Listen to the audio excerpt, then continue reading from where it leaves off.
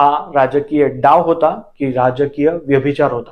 थोडं पुढे येऊ. 1998-99 साल उजाडलं. शरद पवारांना देशाचा पंतप्रधान होण्याची स्वप्न पडू लागली. देशाचं पंतप्रधान पद भूषवायचं असेल तर त्यासाठी काँग्रेसचा अध्यक्ष होणं अत्यंत गरजेचं आहे, हे शरद पवारांनी ओळखलं. त्यांच्या वाटेमध्ये एक अडसर होता आणि तो म्हणजे सोनिया गांधी. स्वाभाविकपणे सोनिया गांधी या गांधी घराण्याच्या स्नुषा अर्थात सून होत्या आणि त्या शरद पवारांना वरचढ चढत होत्या. झालंही तसंच. शरद पवारांच्या ऐवजी सोनिया गांधी या राष्ट्रीय अध्यक्ष काँग्रेसच्या झाल्या आणि शरद पवारांनी त्यांच्या परदेशी नागरिकत्वाचा मुद्दा पुढे करून काँग्रेस दुसऱ्यांदा फोडली.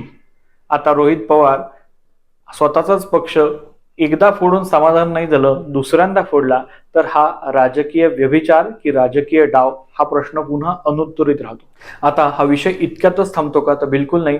ज्या सोनिया गांधींच्या परदेशी नागरिकत्वाचा मुद्दा पुढे करून शरद पवार यांनी दुसऱ्यांदा काँग्रेस फोडली, त्याच सोनिया गांधींच्या काँग्रेस पक्षाबरोबर शरद पवार महाराष्ट्राच्या सत्तेमध्ये बसले.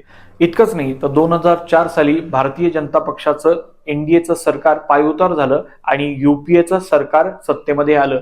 या युपीएच्या चेअरपर्सन कोण होत्या? तर त्या सोनिया गांधी, की ज्यांच्या परदेशी नागरिकत्वाच्या मुद्द्यावरती शरद पवारांनी प्रश्न उपस्थित करून दुसऱ्यांदा स्वतःचा पक्ष फोडला होता.